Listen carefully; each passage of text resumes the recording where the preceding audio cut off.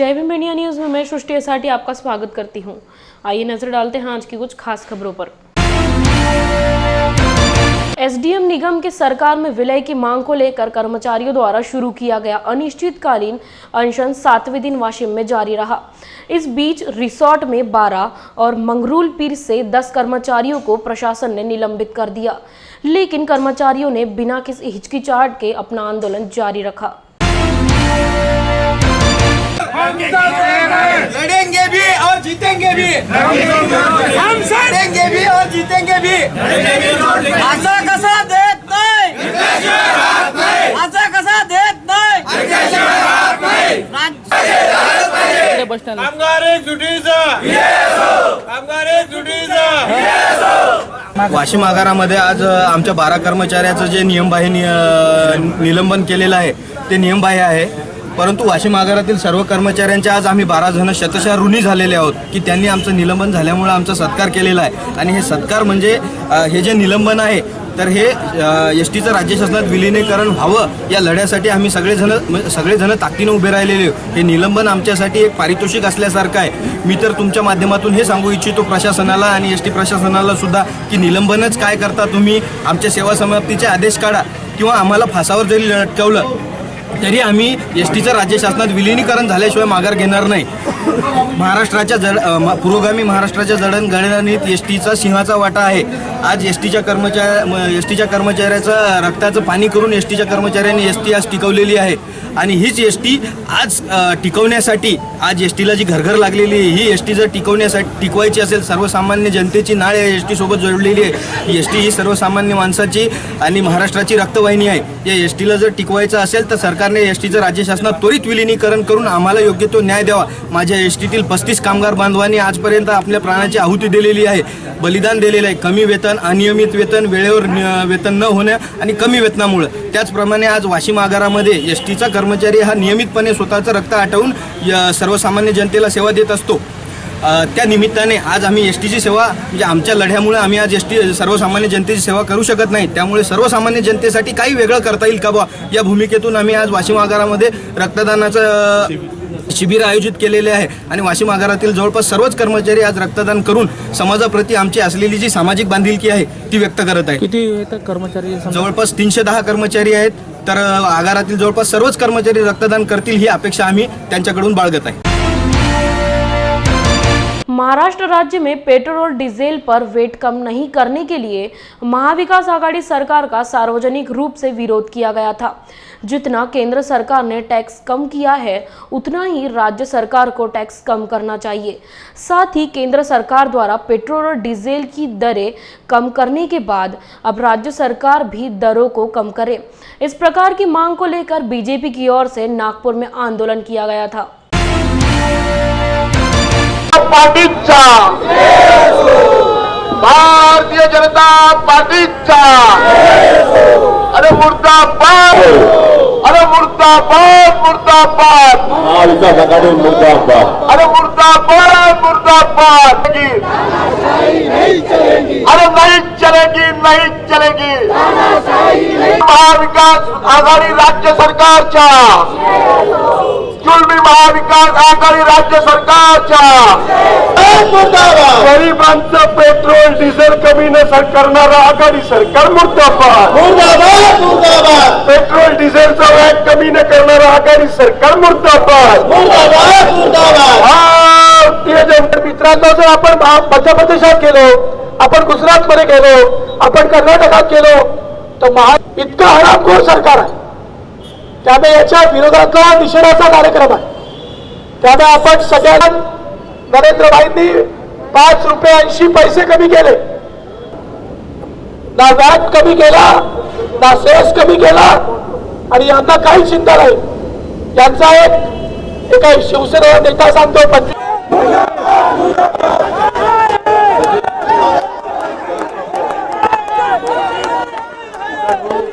काँग्रेसचे नेते नाना पटोले यांनी पेट्रोल डिझेलचे रेट वाढल्यामुळं बैलबंडी मोर्चा काढला आणि मोठ्या प्रमाणावर भारतीय जनता पार्टीच्या सरकारवर टीका केली।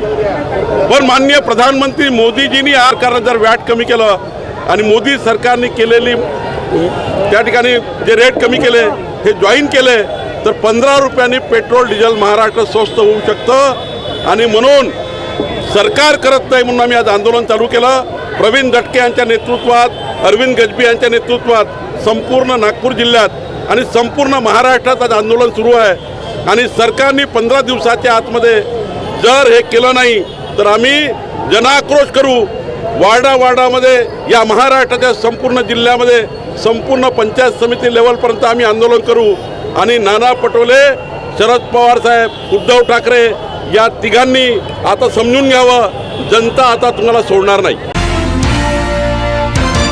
त्रिपुरा राज्य में अल्पसंख्यक मुस्लिम समुदाय और उनके पूजा स्थलों पर हमले के विरोध में 12 नवंबर का बुल्ढाना जिले में सभी व्यवसायों को और शहर के चौकट गैरेज में इन फ्रूट मार्केट को भी पूरी तरह से बंद कर दिया गया था. साथ ही बुल्ढाना मार्केट, सोमेश्वर, पुणे को भी अंदर से पूरी तरह बंद कर दिया गया था. आज 12 नवंबर को रज़ा एकेडमी ने पूरा महाराष्ट्र बंद पुकारा है और इसमें बहुत सारे संगठन ने हमको सहयोग किया है. बामसेफ, बहुजन क्रांति मोर्चा, राष्ट्रीय मुस्लिम मोर्चा, Rashtrawadi Congress, MIM, Majlis Ittehadul Muslimeen, SC ST OBC भाई, हमारे माइनॉरिटीज़. आप देख रहे हैं कि आज बुल्ढाना की इस मेन चौक इकबाल चौक बंद है. न सिर्फ इकबाल चौक बंद है बल्कि हमारे सभी SC ST OBC माइनॉरिटीज़ भाइयों की भी दुकानें बंद है, गैरेज लाइन बंद है, मटन मार्केट बंद है, फ्रूट मार्केट बंद है. और जो इस देश के संविधान में यकीन रखते हैं, जो सेक्युलर हिंदू भाई है, उन्होंने भी इसमें हमको सहयोग किया है. ये हमारी जान की, ईमान की जान का मसला है. इस पर कोई मुसलमान कंप्रोमाइज़ नहीं कर सकता है.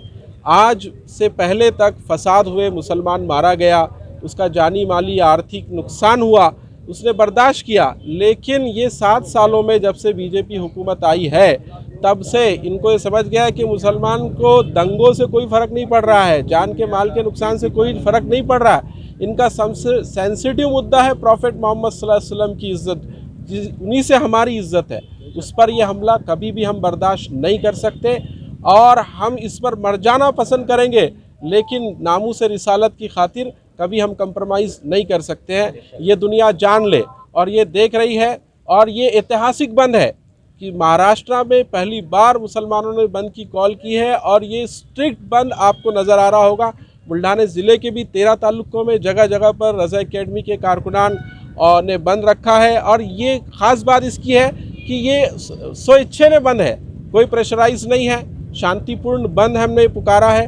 हमारी मांगे हैं कि वहाँ पर जो मस्जिदों का नुकसान हुआ है उसका रिकन्स्ट्रक्शन हो. सरकार हर मस्जिद को 10 लाख रुपए दे ताकि उसका रिकन्स्ट्रक्शन हो. जो मुसलमानों की और हमारे SC ST OBC भाइयों की भी जो दुकानें या घर जले होंगे, तो ये जिन दंगाइयों ने ये दंगा किया है उनसे इसकी वसूली की जाए. और हम ये भी मांग करते हैं कि जो बीजेपी प्रशासन है वहाँ का, त्रिपुरा का, उसको बर्खास्त किया जाए, वहाँ पर राष्ट्रपति शासन लगाया जाए.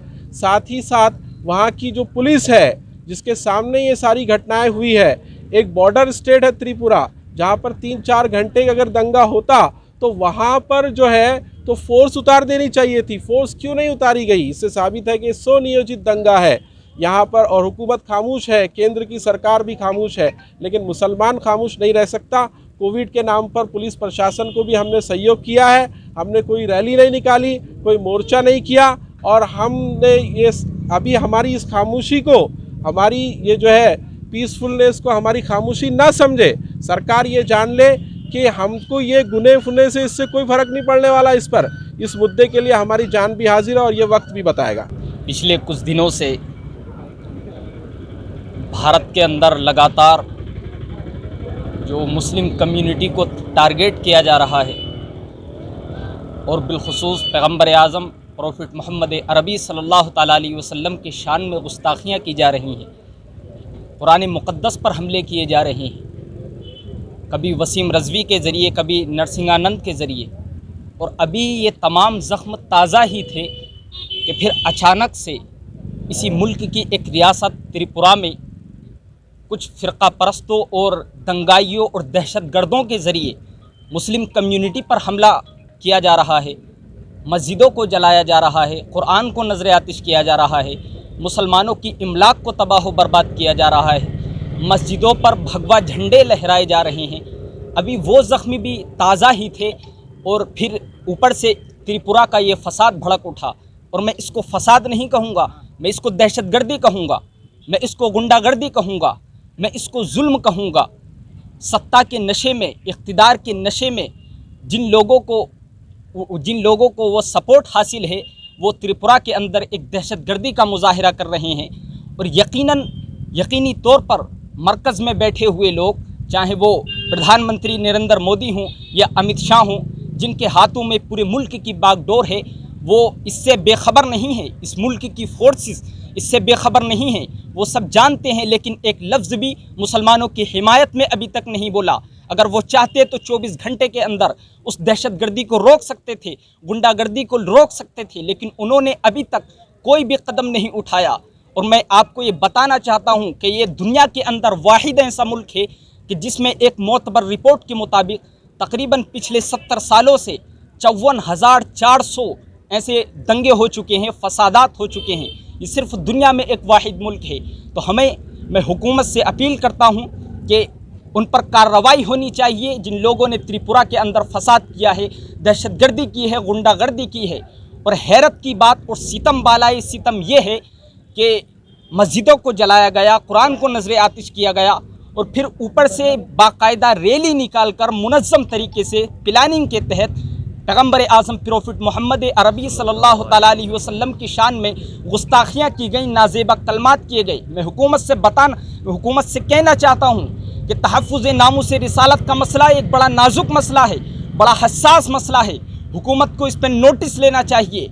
हम मुसलमान अपने माँ बाप से ज़्यादा, अपनी जान से ज़्यादा, अपनी औलाद से ज़्यादा, दुनिया की हर चीज़ से ज़्यादा हुजूर से प्यार करते हैं, पैगम्बर आज़म से प्यार करते हैं। हम सब कुछ बर्दाश्त कर सकते हैं, लेकिन हुजूर की नामूस पर हमला हो, हम ये हरगिज़ बर्दाश्त नहीं कर सकते। इसी को लेकर ये बुल्डाना शहर और इसी रियासत के दूसरे शहरों को भी बंद किया गया है। और ये मुसलमानों के दिलों के अंदर जो गम और गुस्सा है, आप ये देख सकते हैं कि आज इस बुल्डाना का जो ये मेन चौक इकबाल चौक है, ये सारे लोगों ने बंद किया हुआ है। आप कैमरे से इसको दिखा सकते हैं, सारे लोगों ने उसको बंद किया है क्योंकि मुसलमानों के अंदर गम और गुस्सा है। और त्रिपुरा के अंदर जो फसाद फैला हुआ है, जो दहशतगर्दी मुसलमानों के ख़िलाफ़ की गई है, उसकी वजह से पूरे मुल्क की मुस्लिम कम्युनिटी के अंदर एक खौफ की लहर एक पैदा हो गई है। हम हुकूमत से अपील करते हैं कि इस पर कार्रवाई की जाए और जिन दहशतगर्दों ने वहाँ दहशतगर्दी का मुजाहिरा किया गया, उन दहशतगर्दों को जेल की सलाखों तक पहुँचाया जाए।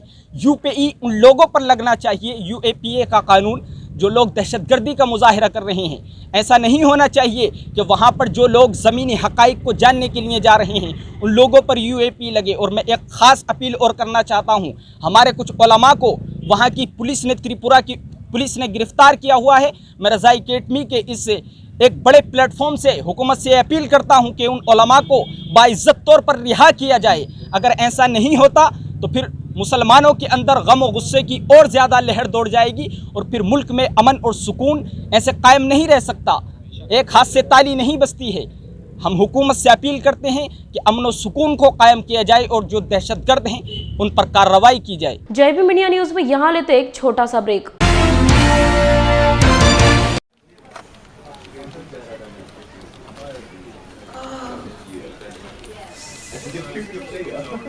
सर एक फाइल देना प्लीज।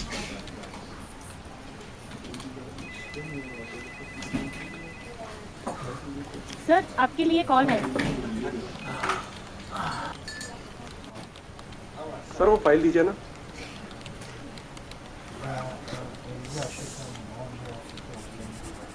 बॉस ने मीटिंग बुलाई।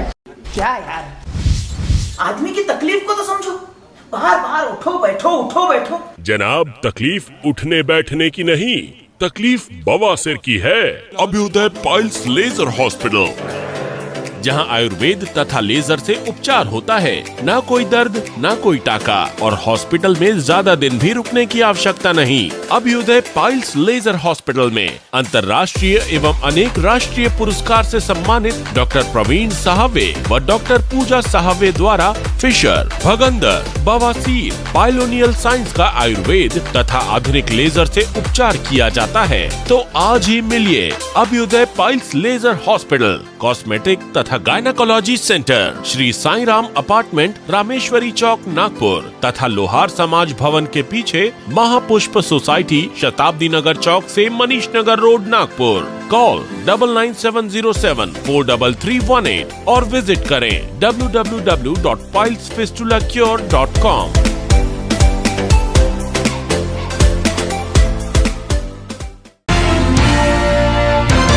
अपने विवादित बयानों को लेकर हमेशा चर्चा में रहने वाली एक्ट्रेस कंगना रनौत एक बार फिर खुद को विवादों के बीच पाती है। 1947 में भारत की स्वतंत्रता एक भीख थी। रनौत ने एक चैनल साक्षात्कार में एक विवादास्पद बयान दिया था कि भारत को 2014 में वास्तविक स्वतंत्रता मिली थी। अब इस बात का राजनीतिक दलों द्वारा सार्वजनिक रूप से विवाद किया गया है। रनौत का पद्मश्री पुरस्कार वापस लिया जाए, इस प्रकार की मांग की जा रही है।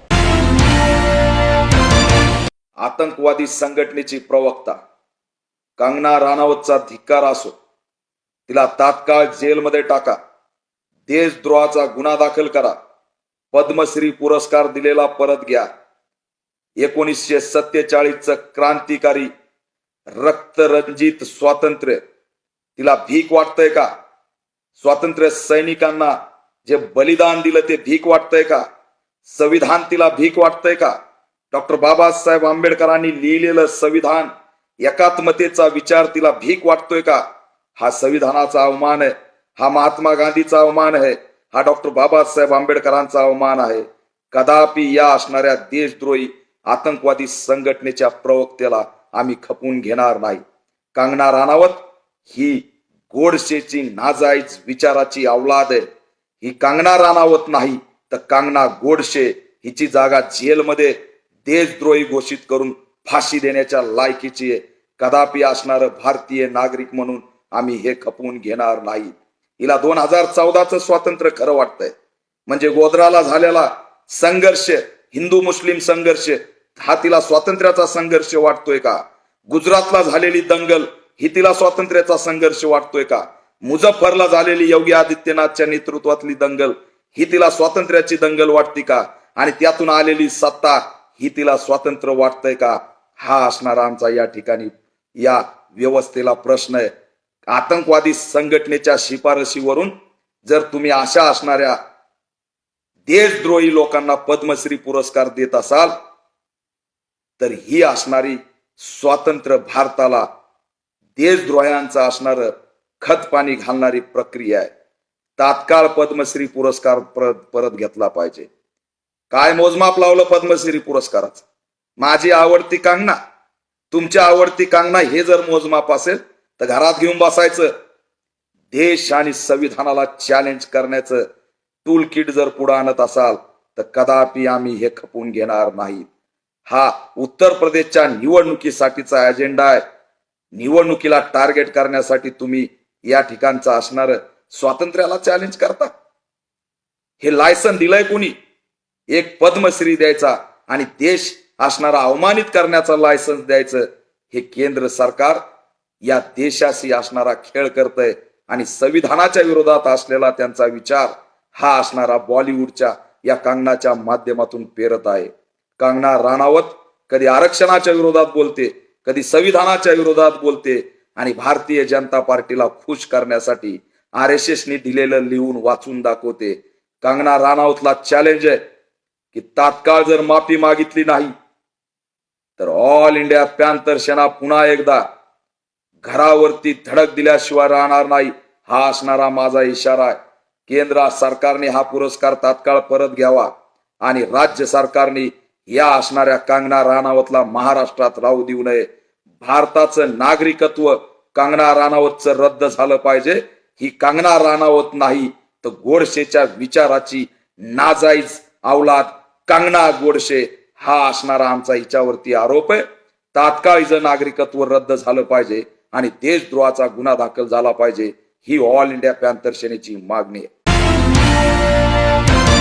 फसल बीमा कंपनियां उन किसानों से पैसे मांग रही है जिन्होंने किसानों को धोखा दिया है, और भले ही हमारे पास इसके सबूत है, लेकिन अगर ये कंपनियां किसानों को धोखा दे रही है तो इसका मतलब है कि राज्य सरकार और केंद्र सरकार का कुछ हिस्सा भ्रष्टाचार में शामिल है या नहीं, ये बात स्पष्ट करें। इस बात की मांग की जा रही है।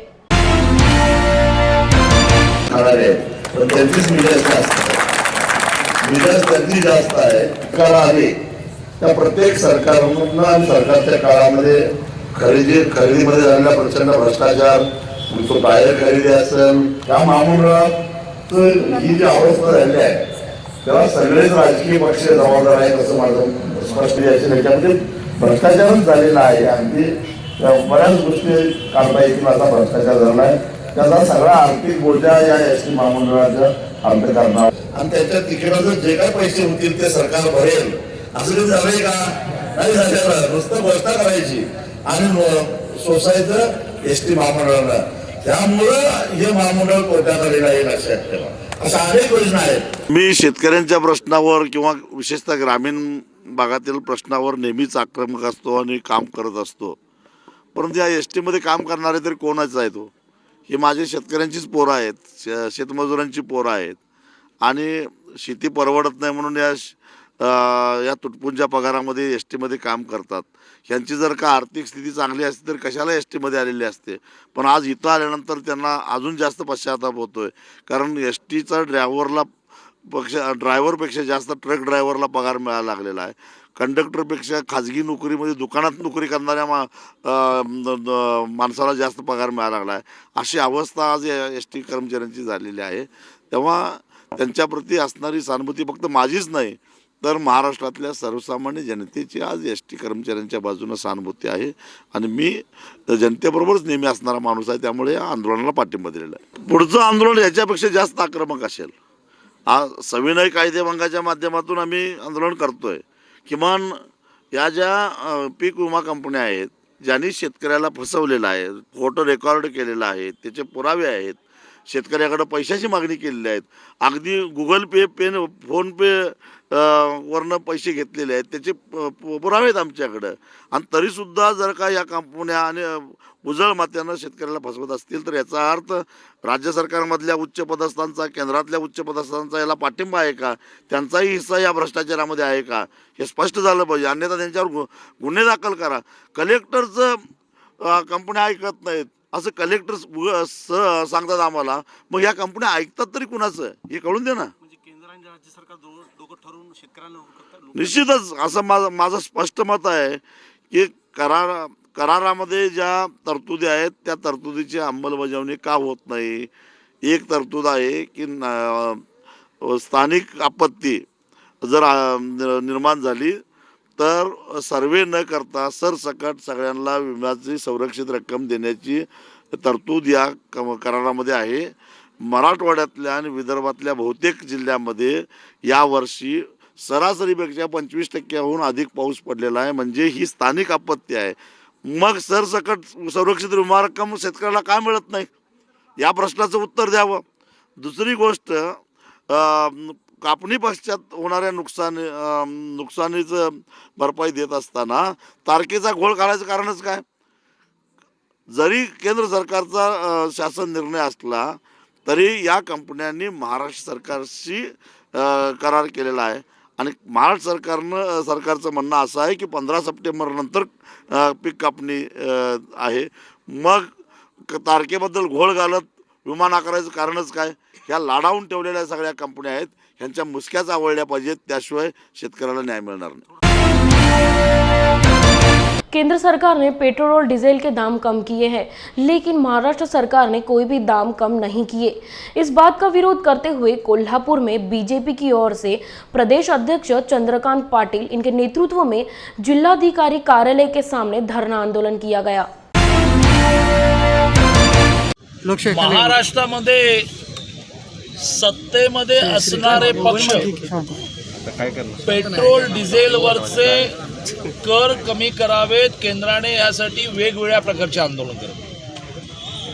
नाना पटोलेजी सायकलवरून काय जात होते आणि कोणीतरी अमित देशमुख बैलगाडीतून काय ते जात होते व कोणी घोड्यावरून जात होते, सगळा स्टंट. आता केंद्राने पेट्रोल डिझेलवरचा अबकारी कर एक्साईज कमी केला, त्यातून पेट्रोल 5 रुपये प्रति लिटर स्वस्त झालं, डिझेल 10 रुपये प्रति लिटर स्वस्त झालं. याचा जो कास्केडिंग इफेक्ट असतो त्यामुळे प्रत्येक राज्यामध्ये आणखी 1-1 रुपया कमी झाला. याचं कारण जो परचेस रेट असतो, खरेदी दर असतो, त्यावर केंद्राचा कर लागतो आणि त्यावर पुन्हा राज्याचा कर लागतो. हा केंद्राचा कर कमी झाल्यामुळे ॲडिशनली 1-1 रुपया कमी झाला, त्यामुळे 6 रुपयाने पेट्रोल आणि 12 रुपये डिझेल स्वस्त झालं.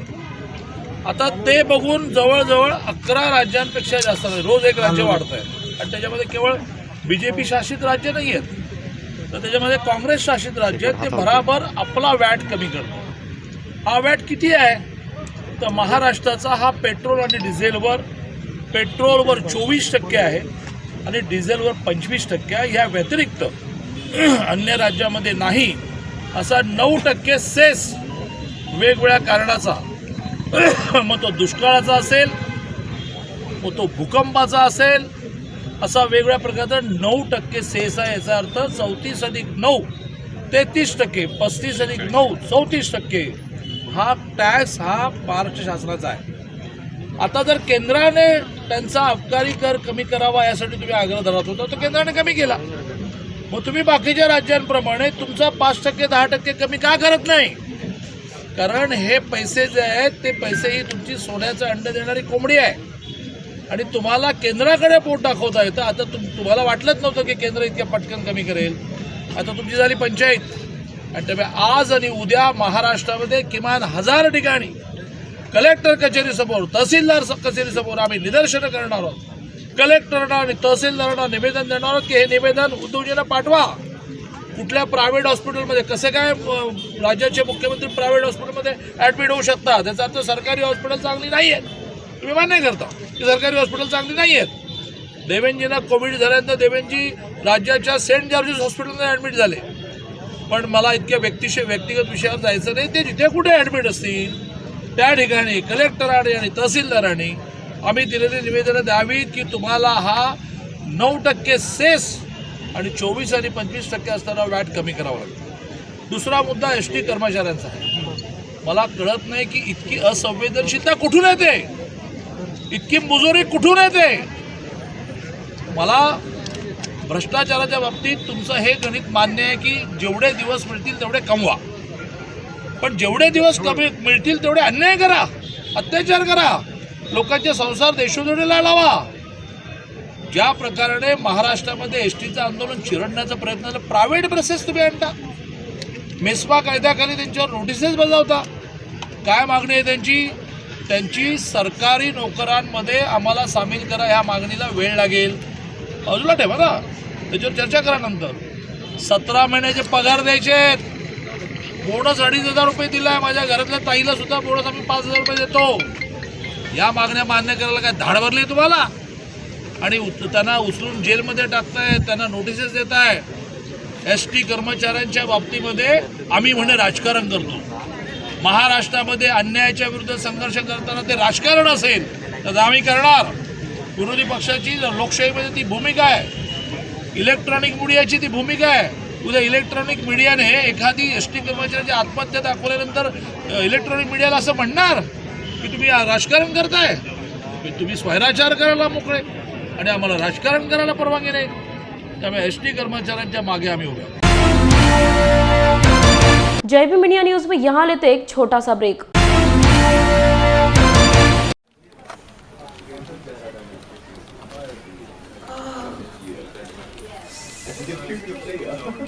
सर एक फाइल देना प्लीज.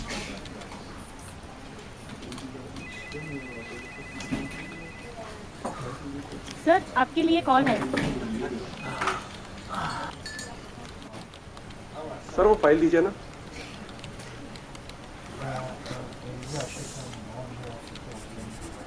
बॉस ने मीटिंग बुलाई. क्या यार, आदमी की तकलीफ को तो समझो. बाहर बाहर उठो बैठो, उठो बैठो. जनाब, तकलीफ उठने बैठने की नहीं, तकलीफ बवासीर की है?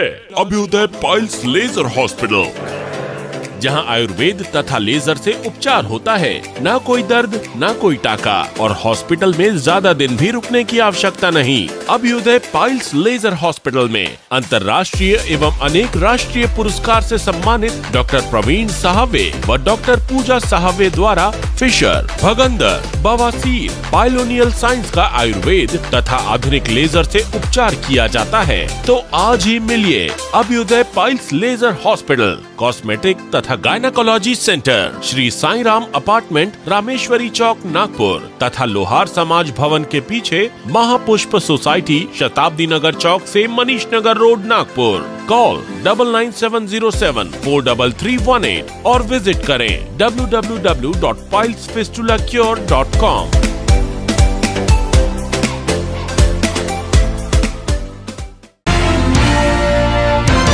छात्र दिवस के अवसर पर नॉर्थ ईस्ट मुंबई की ओर से मानखुर्द तथागत बौद्ध विहार में कार्यक्रम का आयोजन किया गया था, जिसके चलते भीम आर्मी कोर कमेटी के प्रमुख राजू झनके ने छात्रों का मार्गदर्शन किया।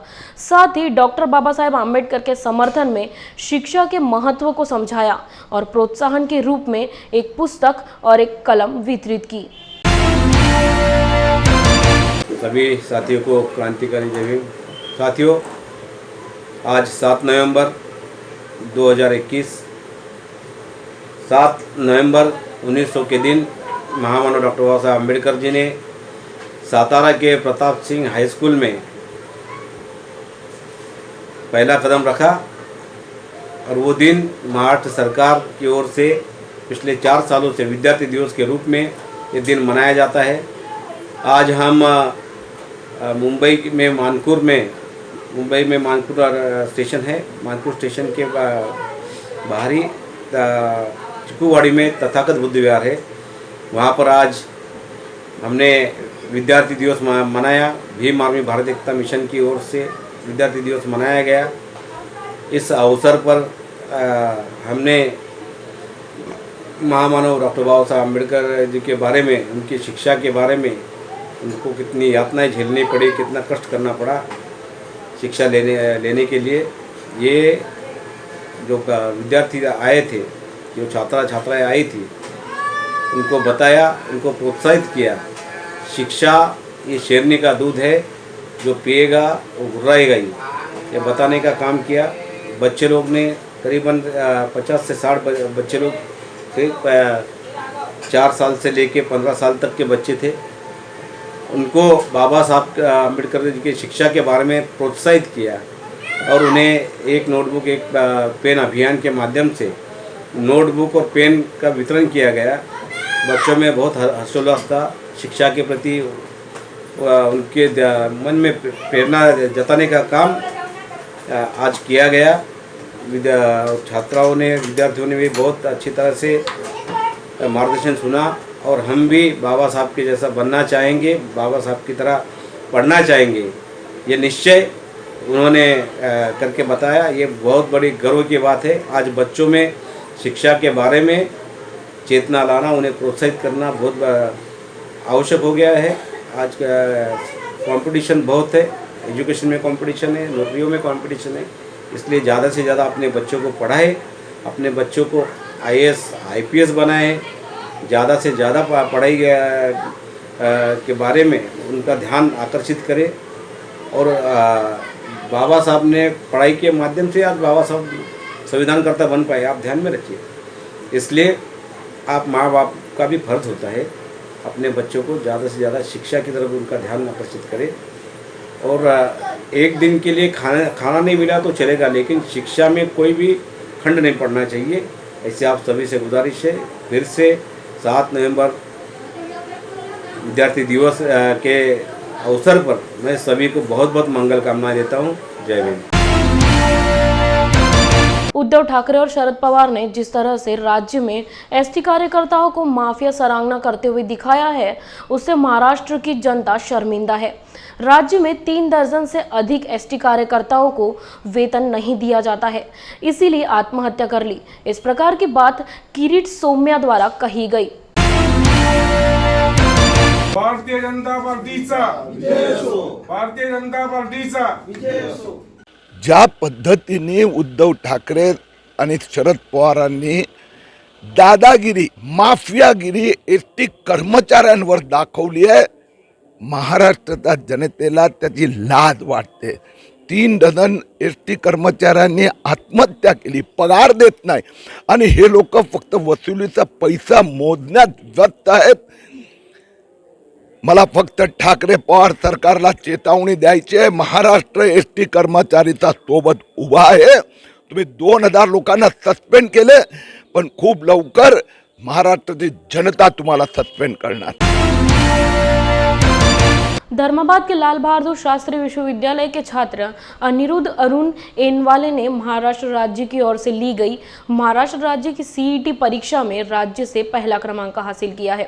इसीलिए धर्माबाद के लाल बहादुर शास्त्री विश्वविद्यालय की ओर से अनिरुद्ध एनवाले को सम्मानित किया गया. माझं नाव एनवाले अनिरुद्ध अरुणराव. MST CET 2021 या परीक्षेमध्ये राज्यातून सर्वप्रथम येण्याचा मान मला मिळाला, म्हणून मी खूप आनंदी आहे. 10वीपर्यंतचं माझं प्राथमिक आणि माध्यमिक शिक्षण हे धर्माबाद या गावातच झालं. 1ली ते 7वीपर्यंतचं शिक्षण माझं केशव प्राथमिक विद्यालयात झालं आणि तिथून 8वी ते 10वीचं शिक्षण माझं हुतात्मा पानसरे हायस्कूल धर्माबाद येथेच झालं. 10वीपर्यंत मी स्टेट बोर्डचाच अभ्यास केला होता. माझं NCERTचं कोणतंही बॅकग्राऊंड किंवा फाउंडेशन कोर्स मी कोणताही केला नव्हता आणि 10वीपर्यंत मला खूप टीचर्सनी गायडन्स केलं. विशेषतः सायन्स या सब्जेक्टसाठी गाडवे सर, मॅथमॅटिक्ससाठी खान सर आणि इंग्लिशसाठी रामचंद्र धावणे सर आणि हुतात्मा पानसरे शाळेतले सर्व शिक्षक वृंद आणि केशव शाळेतील सर्व शिक्षकांचं मार्गदर्शन मला मिळालं. लहानपणापासूनच भरपूर स्पर्धा परीक्षांमध्ये त्यांनी मला मोलाचं मार्गदर्शन केलेलं आहे आणि तिथूनच स्पर्धा परीक्षा देण्याची सुरुवात झाली. 10वीपर्यंतचं शिक्षण झाल्यानंतर 11वी व 12वीसाठी मी मेडिकल ग्रुप निवडला. PCB मध्ये नांदेड येथे मी कोनाळे सर आणि टीम IB येथे मी क्लासेस केले. 11वी 12वीचं शिक्षण हे नांदेडला व्यवस्थितपणे पार पडलं. 11वीला संपूर्ण शिक्षण हे ऑफलाईन पद्धतीने झालं, परंतु 12वीला जेव्हा कोरोनाचं लॉकडाऊन आला तेव्हा आम्हाला ऑनलाईन शिक्षणाला सामोरे जावे लागलं. तरीसुद्धा क्लासेसनी संपूर्ण व्यवस्थित तयारी करून घेतली ऑनलाईन, त्यामुळे आम्हाला खूप त्याचं सहाय्य झालं. आणि 11वी आणि 12वीला माझं जे कॉलेज होतं ते इथंच होतं, धर्माबादला लाल बहादूर शास्त्री महाविद्यालय. तेथील प्राध्यापकांनी सुद्धा मला वेळोवेळी मार्गदर्शन केलं आणि या सर्वांच्याच परिश्रमामुळे मी इथपर्यंत पोहोचू शकलो. या यशामध्ये मी, माझे आईवडील, माझे सर्व लहानपणापासून मला शिकवलेले सर्व शिक्षक वृंद, 11वी 12वीचे सर्व माझे क्लासेसचे शिक्षक आणि विशेष करून कोनाळे सर आणि टीम IB यांना मी माझं यशाचं क्रेडिट देतो. आणि मला इथून पुढे जे विद्यार्थी परीक्षा देणार आहेत त्यांच्यासाठी माझा हा संदेश आहे की तुम्ही रिलॅक्स होऊन कोणत्याही विषयाचा अभ्यास करा. जास्त ताण घेऊन, स्ट्रेस घेऊन अभ्यास होत नसतो आणि तुम्हाला जर यशाचं शिखर गाठायचं असेल तर तुम्हाला हार्डवर्क बरोबर तुम्हाला स्मार्ट वर्क करणंही गरजेचं आहे आणि भरपूर गोष्टींची त्यामध्ये गरज आहे. तुमचं डेडिकेशन पण पाहिजे, डिटर्मिनेशन पण पाहिजे. या सर्व गोष्टी तुमच्यामध्ये असतील. नमस्ते, मी अनिरुद्ध ऐनवालेची आई. माझ्या मुलांना राज्यात प्रथम क्रमांक MSc CET मध्ये मिळवला, त्यामुळे मी खूप आनंदी आहे. पण त्याचं इथलं शालेय शिक्षण संपूर्ण केशव विद्यालयामध्ये झालं आणि तिथले सर्व शिक्षक, चिंचोलीकर सर, दगडगावे मॅडम, सर्व शिक्षक शिक्षिका, मदनुरे सर, गादेवार सर या सर्वांनी खूप त्याच्यावर मेहनत घेतली. त्याचप्रमाणे हुतात्मा पानसरे हायस्कूलमधील सर्व शिक्षकांनी त्याला वेळोवेळी मार्गदर्शन केलं. त्याचप्रमाणे LBS कॉलेजमध्ये प्राचार्य श्री दिगंबर मोरे या सरांनी खास त्याच्या 10वीचे रिझल्ट पाहून त्याला वेळोवेळी कॉलेजमध्येच, आमच्याच कॉलेजमध्ये ॲडमिशन घेण्यासाठी सल्ला दिला. त्या कॉलेजमधील प्राध्यापक अविनाश कुलकर्णी, श्रीकांत रत्नाळीकर, रांदड सर, श्री कृष्णा कुलकर्णी सर यांनी वेळोवेळी माझ्या मुलाला घरी येऊन मार्गदर्शन केले. त्याबद्दल या सर्वांची तर मी आभारी आहेच आहे. त्याचबरोबर नांदेड येथे कोनाळे सर यांच्यामुळे माझा मुलगा यशाचे शिखर गाठू शकला असे मी म्हणेन. त्याचबरोबर गावामधील काही शिक्षक वृंद म्हणजे जसे धावणे सर आणि खान सर यांच्याही वेळोवेळी मार्गदर्शनामुळे माझ्या मुलाला पुढील फिजिक्समध्ये किंवा केमिस्ट्रीमध्ये येणारे जे काही प्रॉब्लेम्स आहेत ते त्याला इझिली सॉल्व्ह करता आले. त्याचबरोबर IIB टीमचे सुद्धा मी आभार मानेल, कारण IIB टीममुळे त्याचं बायो हे व्यवस्थितरित्या तो सोडू शकला आणि तो मार्क कव्हर करू शकला. नीटमध्ये सुद्धा तो चांगले 674 मार्क्स त्याने घेतलेले आहेत. त्यामुळे आमच्या आशा अजूनच पल्लवित झाल्या आहेत. त्यामुळे तो एक मोठा डॉक्टर MBBS MD हा डॉक्टर होऊन तो रुग्णसेवा करेल. थँक्यू, धन्यवाद. आज के लिए बस इतना ही. आप देखते रहिए जय भीम इंडिया न्यूज.